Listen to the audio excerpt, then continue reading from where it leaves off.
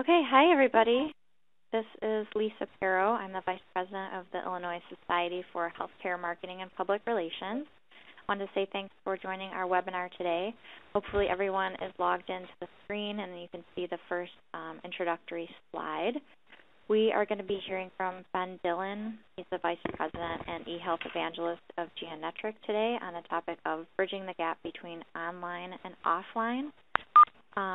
I would like to just give you a little bit of background on Ben. He is constantly researching and analyzing everything from social media strategies to accountable care organizations and determining what it all means to Geonetric, their clients, and the industry as a whole. He's a sought-after speaker and ISHMPR board member. He has a master's degree in e-business and strategic management from the University of Iowa and a bachelor's in computer engineering from the University of Michigan. I'd also like to just mention that if you haven't renewed your ISHMPR membership in 2013, you can do so at any time. Just go to our website, ishmpr.org. $199 and up to 7 individuals from your organization can become members. We also wanted to announce save the date for our 2013 joint conference with the Wisconsin Healthcare Public Relations and Marketing Society. That's going to be taking place October 23rd to the 25th in Lake Geneva, Wisconsin. That is about it for me. I am going to, Ben and I are both going to be pressing star 5 on our phones right now, so you'll hear it go into presenter mode. That means that everyone will be muted. But if you have any questions, you can submit them via the web, or we're going to be opening it up at the end for questions if you wanted to verbalize them. So with that in mind, I'd like to welcome Ben. Hold on one second while I mute everybody, and Ben's going to do the same. Presentation mode is now enabled. Presentation mode is now disabled. Oops, sorry. Maybe only I can do that. All right, let me try it again. Presentation mode is now enabled. There we go. I think only one of us has to hit it. I think if we both hit it, we do it and then undo it. Oh, gosh. Okay. Sorry about that, guys. Thank you. No problem. Thanks to everyone for joining us today. There we go. We're going to be talking about the mating up of online and offline marketing, promotion, communications, and so forth. Thanks so much for taking your lunch hour and spending it with us. We have a lot to cover. As Lisa mentioned, I'm Ben Dillion. I'm the e-health evangelist for Geonetric. And in case you're curious what I look like, there we go.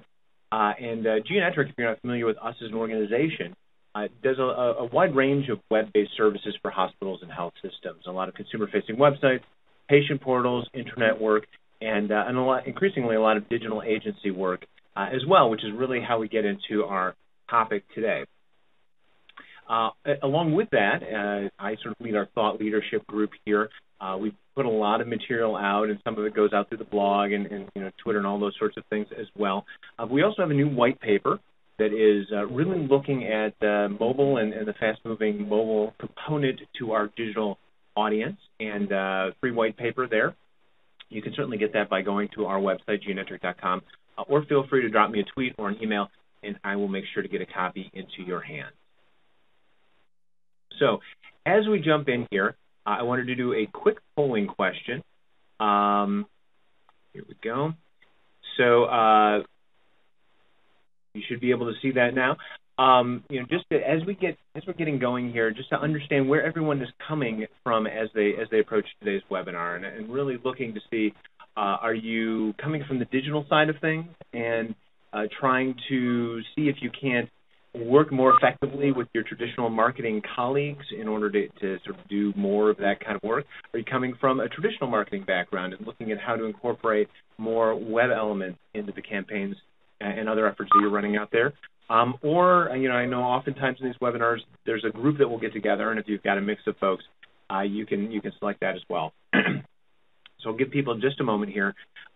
Fair warning, there's one more poll question later, so if you're not near the keyboard, you might want to stay sort of near the keyboard for a little while.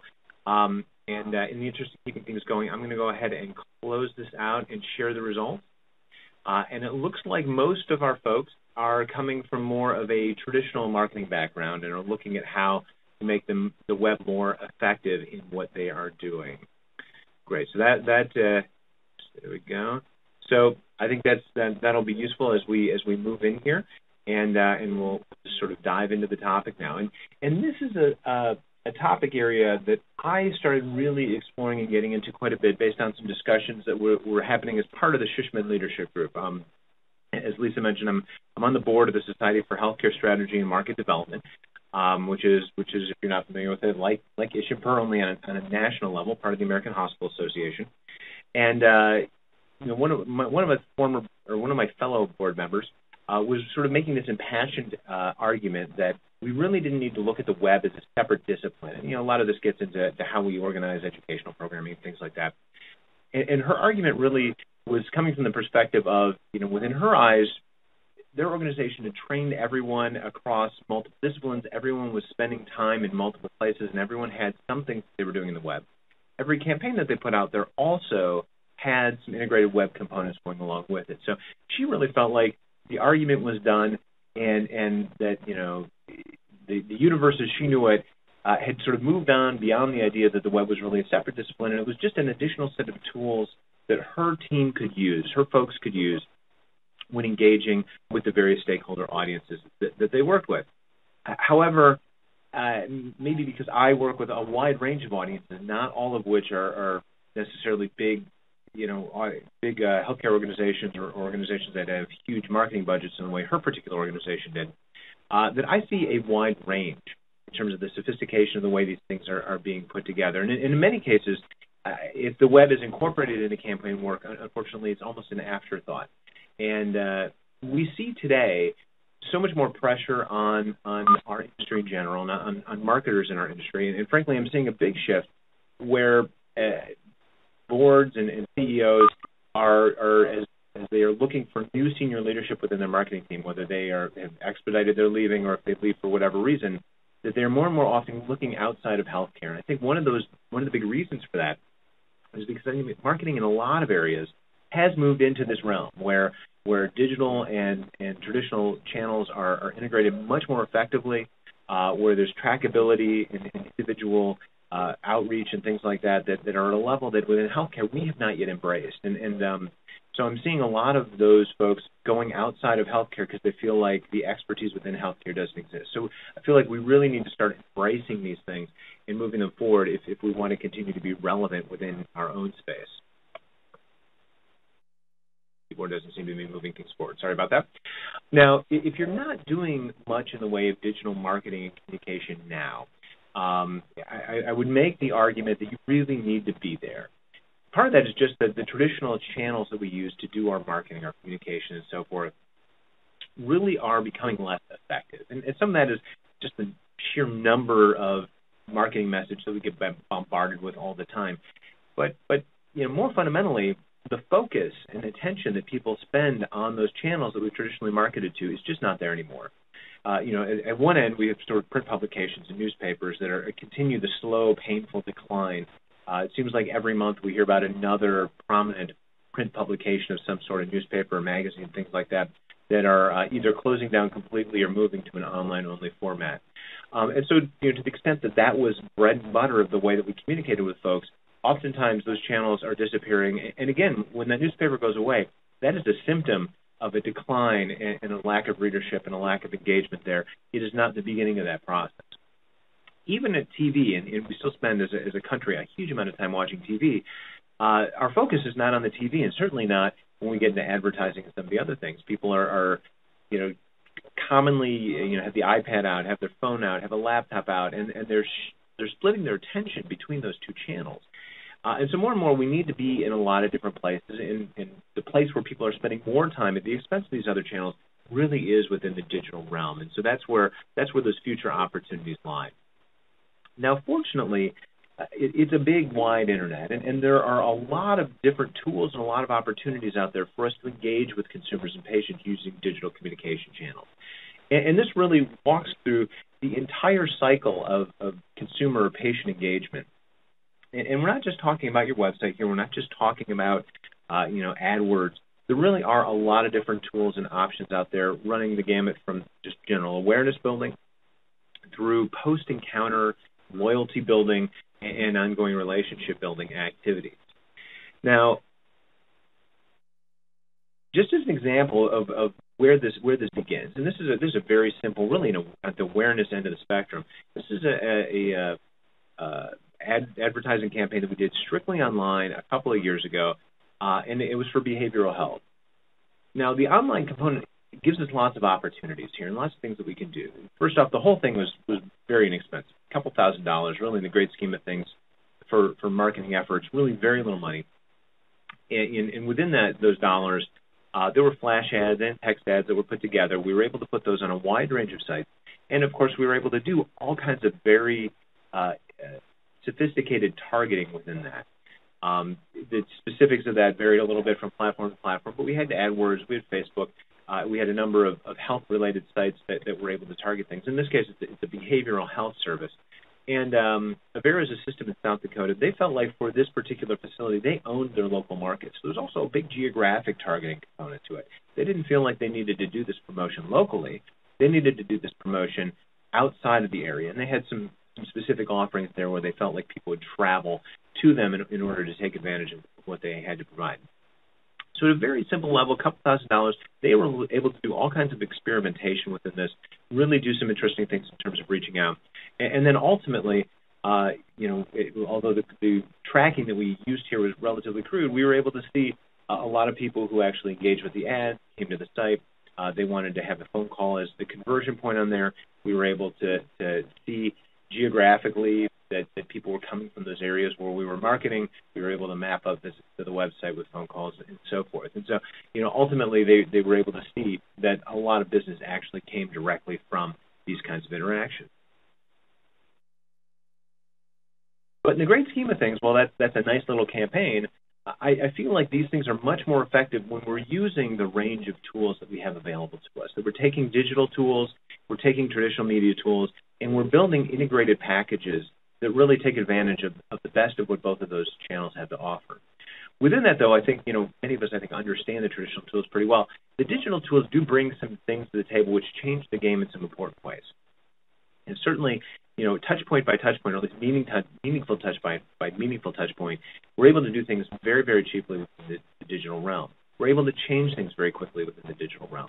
And we have this ability to target and to get numbers in a very real-time way, in a way that we can't often do within a traditional marketing realm. And so it does change what we can do in terms of our agility and our ability to adapt campaigns along the way. And that becomes important as we move forward through the story here. All right. We want to figure out how to work more effectively between those web competencies and those traditional marketing competencies. And really much of that comes down to making sure that as we're planning initiatives out, that the conversations are happening, and we're looking for the opportunities to connect the dots and utilize the full range of channels that we have at our disposal. Which gets us to our second poll question here. And it should just take a second here to bring that up. Here we go. So I'm curious how, in your organization, the web fits in your marketing planning process. And again, a range of answers here. At one end, we don't really do marketing planning, and we certainly see a lot of organizations that are not very planning-centric. At the other end of the scale, really we're working the web into everything that we do, and then maybe a couple of flavors of we plan it in, or we plan it in but it's not very effectively, or the web has its own planning process, things like that. So take a moment, respond to to this particular question, and it'll give us a good sense of how the pieces might fit together. We'll give just one more moment here for people to respond.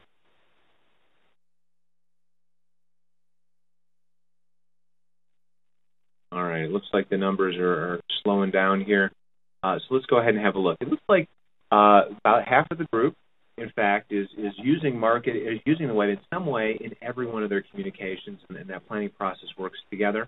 But then we've got a range of folks who either have no planning process or have various levels of working together going on between the online and traditional marketing planning processes. All right. Great. So With that in mind, a couple things that I think fundamentally help us get these teams working together more effectively.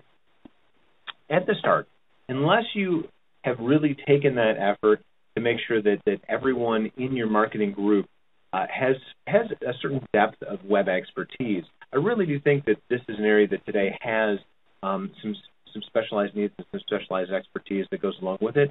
And I really would encourage you to make sure that whoever owns that web experience is involved in any web initiative that you've got going on out there.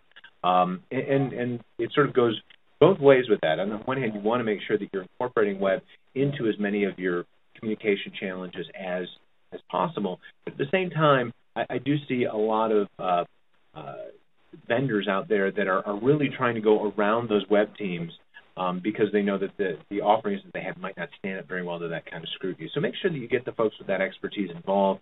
Let them help to evaluate the strengths and weaknesses of the particular efforts that are being promoted or pitched to you. Get them involved because they're the ones who ultimately understand and own the web experience you're trying to create. Also, I'd make sure that you co-locate your marketing and web teams together, if at all possible. And I can't overstate just how powerful it is to have people working in proximity to one another, bumping into each other, just building day-to-day relationships, finding those opportunities at the water cooler to talk about the things that they're doing, hearing someone talking about something over the cue ball, those sorts of things. It really does create a lot of opportunities to do that kind of collaboration that might not happen otherwise. In a more formal way as well, if you have separate weekly meetings for marketing and for web, I would make sure that there's some level of cross-pollination going on there. That's not to say that the entire web team has to be in your marketing meeting and the entire marketing team has to be in your web meeting, but make sure there's at least some representation there. So as you're talking about the upcoming campaign schedules, someone in the web team is there to say, I don't think we've talked about that one. Let's sit down and figure out what the opportunities there are. The place where we've seen maybe the biggest impact is actually in helping make sure that both groups understand the other group's process more effectively. And I think this is particularly true of web folks because they tend to balk at the processes that the traditional marketing tends to get into, and they tend to fight those processes. When in reality, they need to figure out how they can be plugged into those processes in a way that this becomes part of the conversation just as a natural part of the process that goes on in any of these planning initiatives. I'm having a little trouble advancing slides on occasion.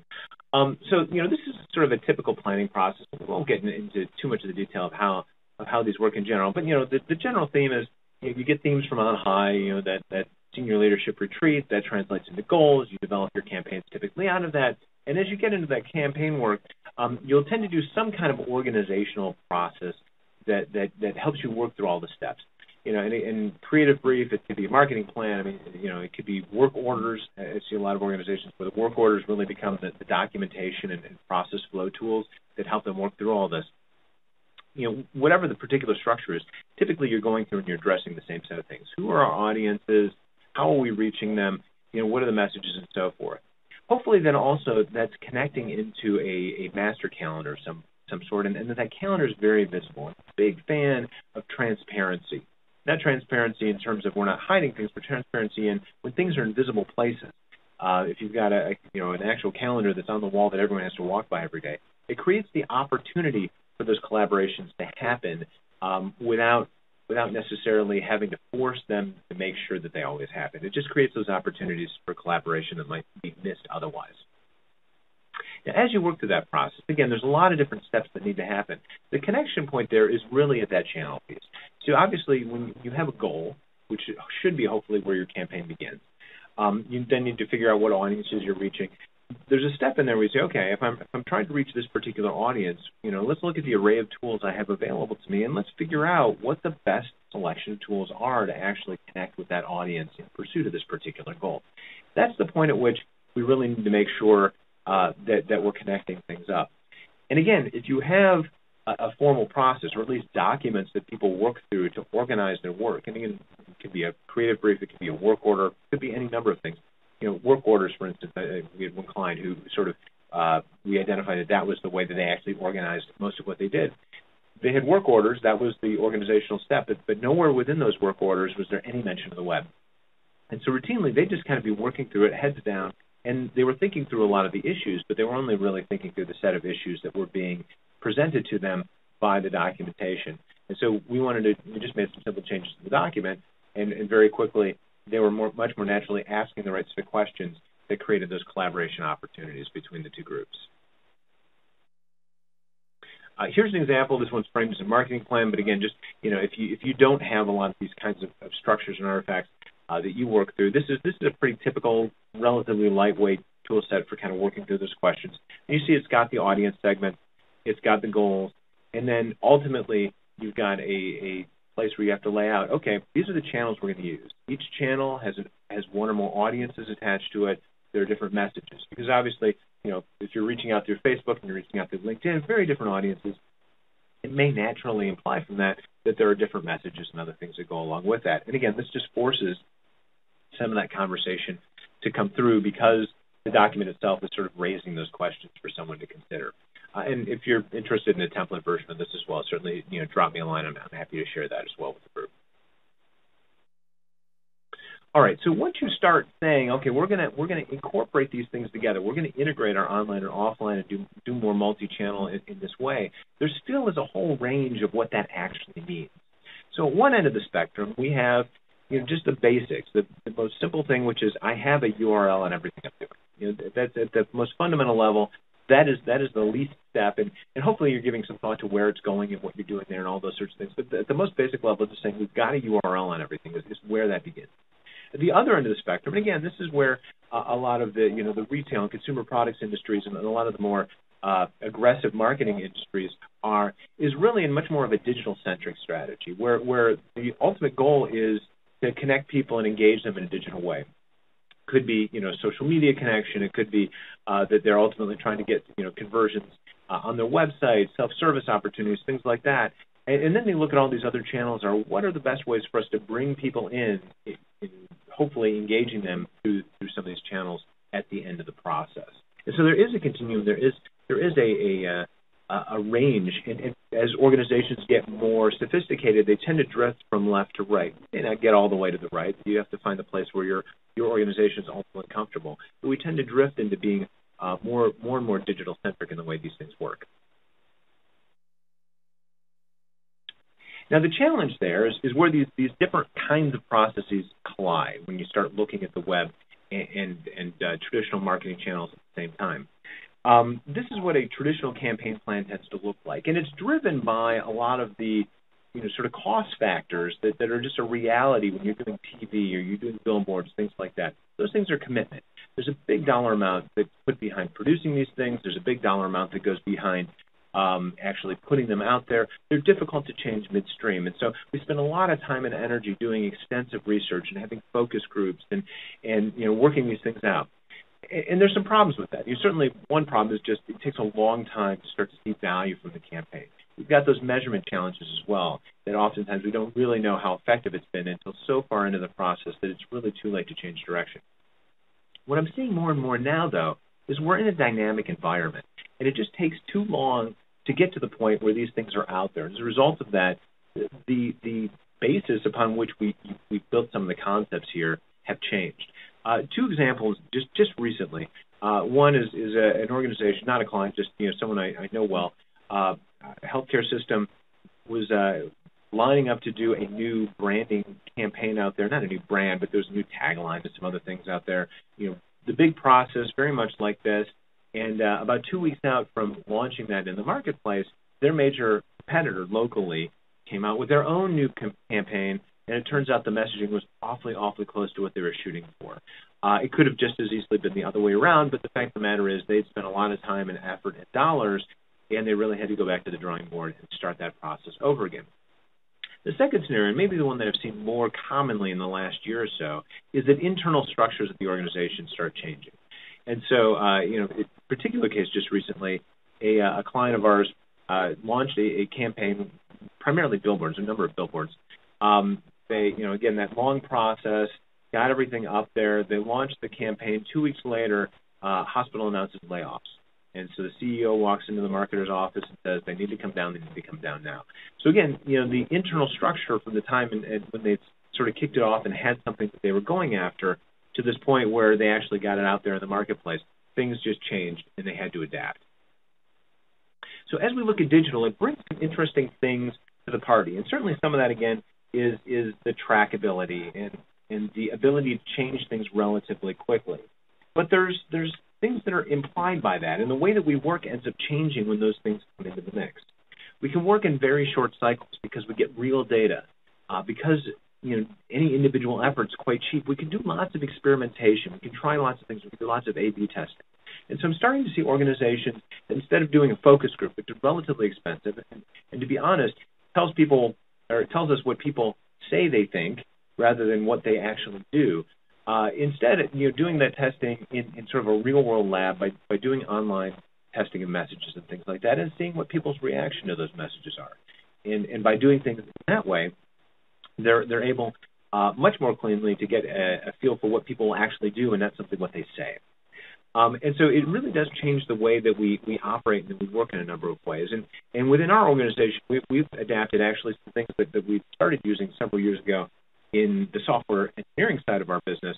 And it's an agile concept. And so we have sort of an agile marketing approach in which we're doing things in a very short cycle way and be able to adapt very quickly and using all these different channels to get there. So I'm going to walk through a case study here for the next couple of minutes, and then we'll get into some questions from there.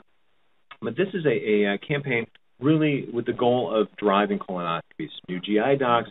This is Crozier Keystone Health System out in Pennsylvania, and we ran the campaign over a couple of months here. And if you've ever had the pleasure of trying to convince people to do colonoscopies, it's not the easiest sale out there. So it was an interesting test bed to play with a lot of these concepts.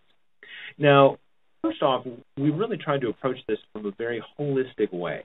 And so while ultimately there was a understanding that there'd be a big campaign component to it, we started the process and just looked at what are the highest value things we can do to gain value for the client right away. And so we looked at a lot of different things and realized that the content that went along with this on the site, just the existing content they had there, was not as strong as it could be. And so the first thing they actually did was go in and revamp a lot of that content, make it much more search engine friendly, make it more readable, make it more digestible and understandable for folks. And so there has been an SEO boost from that effort. It certainly also helped when people get beyond that initial landing page from a campaign perspective and start to explore the services more before they're willing to sort of commit to that next step. We found that this is a much more effective set of content to help guide them through that journey. And, of course, we built landing pages. And, within the campaign structure, we really wanted to have landing pages that were clean and simple and really directed people toward a well-defined call to action. A number of things here, first off, just the content of the page. You'll see there's a number of landing pages I'll show. And one of the big things that we did was we set this up in a way that we could swap out some core messaging and visuals so they can align with whatever the advertisement was that people were coming from. And so we made sure to carry that through. I've also got a circle up there. It's cut off a little bit on here, but around the phone number. We use trackable phone numbers as well. One of those interesting things about the healthcare industry is we have lots of people who shop online and then buy sort of old school, whereas retail has moved the other way, where we've got people going to Best Buy to shop for things and going online to actually buy it. We're still in a very different place as an industry today. And so while people engage, they learn about things, they do a lot of the buying process online, just having a form is not going to capture 100% of the people that really convert as a result of your efforts here. And so we put phone numbers in place that were specifically trackable just for different elements of this campaign, both so we could have the trackability by channel, as well as so that we could actually identify that this was something that was a result of the campaign and not just simply someone wandering in off the street, virtually speaking. We also did a lot through social media on this. And, it happened to be around Halloween. Social media, of course, you have to be more clever and interesting and be maybe a little bit more out there in order to grab people's attention. So we did a whole series here that was things that were scarier than a colonoscopy, and I had a little bit of fun with it. And I'll just sort of click through this so you can see the different countdown elements here.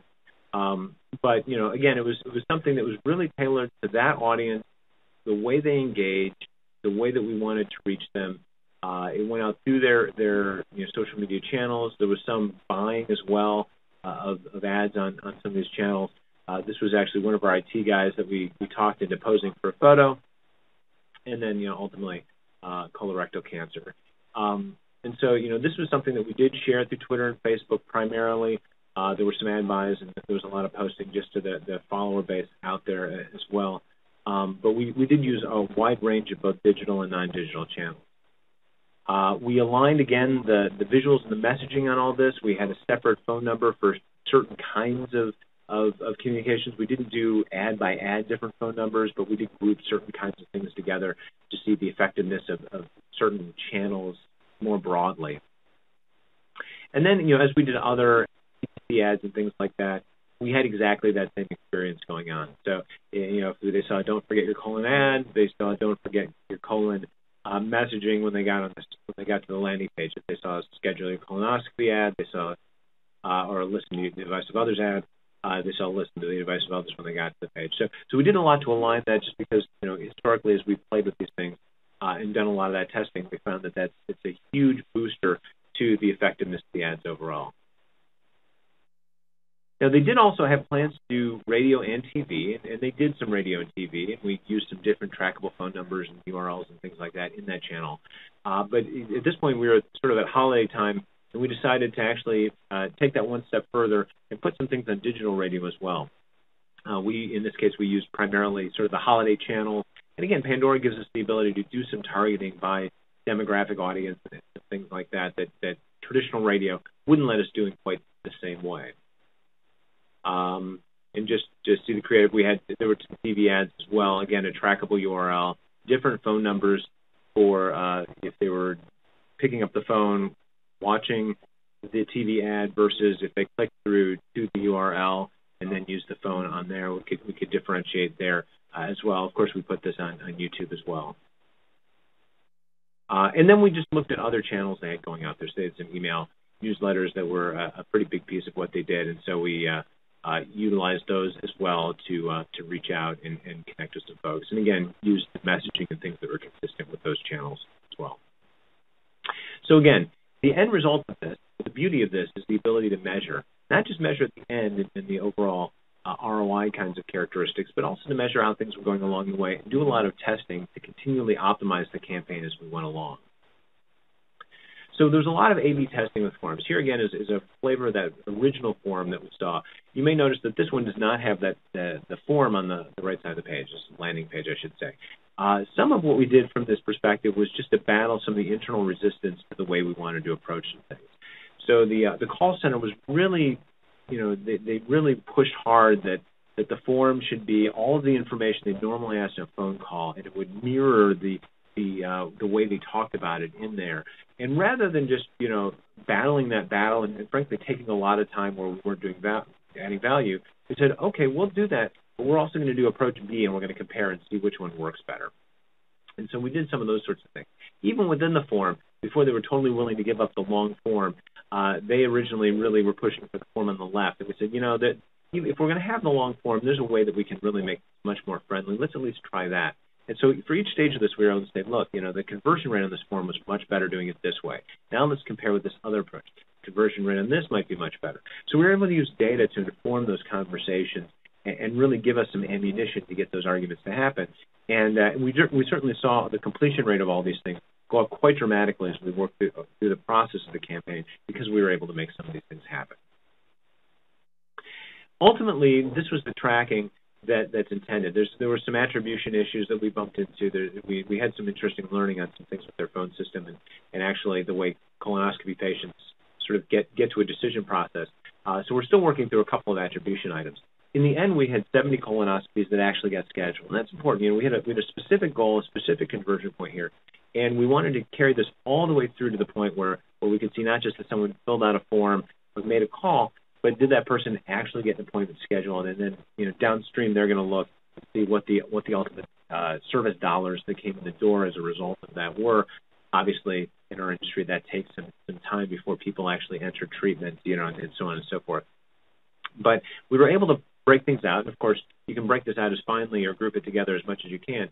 But we wanted to be able to see things like, on the TV ad, there was a phone number and a landing page. So how many people actually picked up the phone and called directly versus how many people went to the landing page and then maybe picked up the phone from there.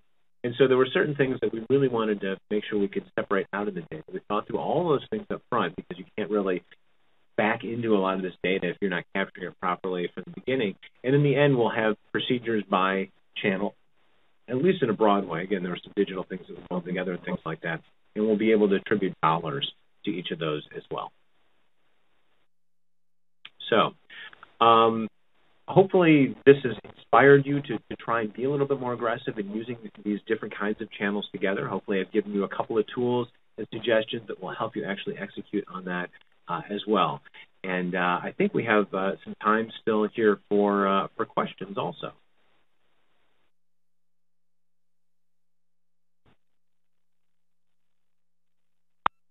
Presentation mode is now disabled.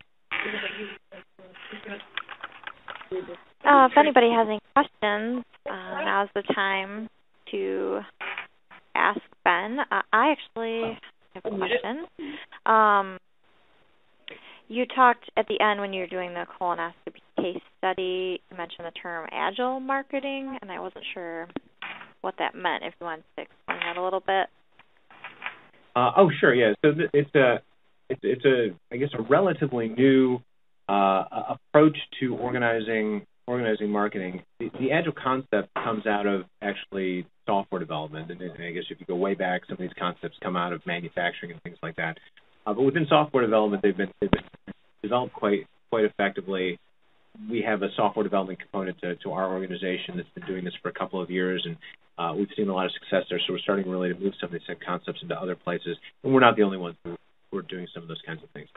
Effectively, agile marketing, you have a team of folks who are trying very much to focus on a set of projects. So it's not just sort of pull whatever the next card is, whatever the next project is in line, but they actually had dedicated time every day for this particular project over the course of the entire time it was done.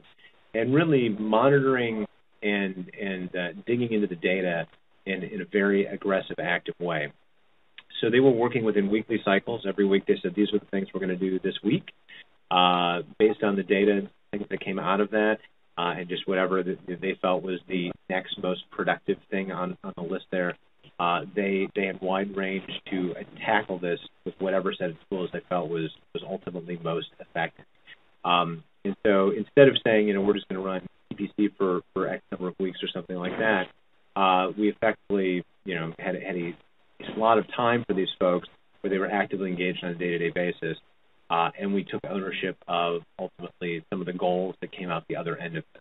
So instead of, effectively setting something up based on the tactics, they had free reign to work with different tactics as the campaign evolved, but they were on the hook for the achieving the goals of getting a certain number of procedures actually scheduled.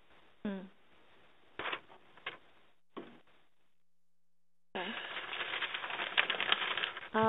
What have you found to be the most effective digital marketing channel?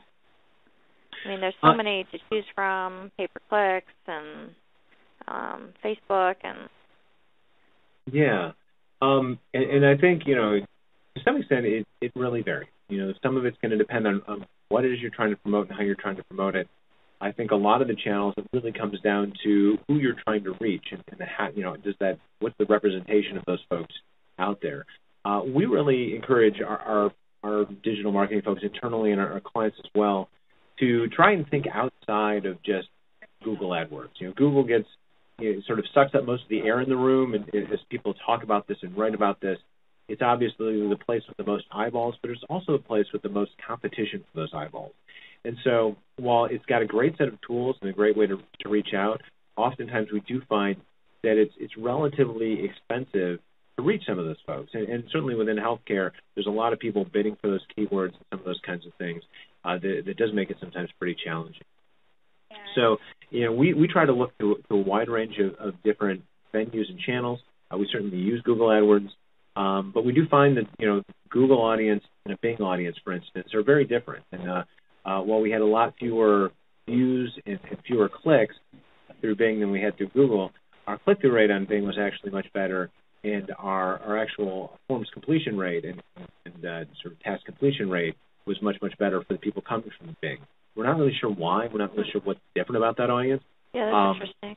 But sort of dollar per patient at the door, we were able to do a lot of things there. Pandora was one of those experiments as well. It's still a channel out there that is underutilized from a marketer perspective in a lot of markets.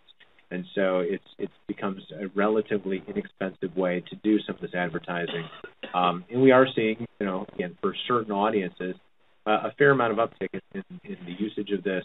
We're seeing more and more cars that have it in there and things like that. So we're able to reach out in many of the same ways with the added value of being able to do some targeting. And again, they need ad revenue. So they're really, I think, a little bit more aggressive about what they'll do to get advertisers on there as well. Reasons to use countdowns in social media marketing. Does anybody else have any questions for Ben? I also want to mention that we are going to be posting this entire webinar on our website, ISHMPR.org, with the slides and the audio. So if a colleague missed it, or if you want to go back and check something out, you'll be able to do that.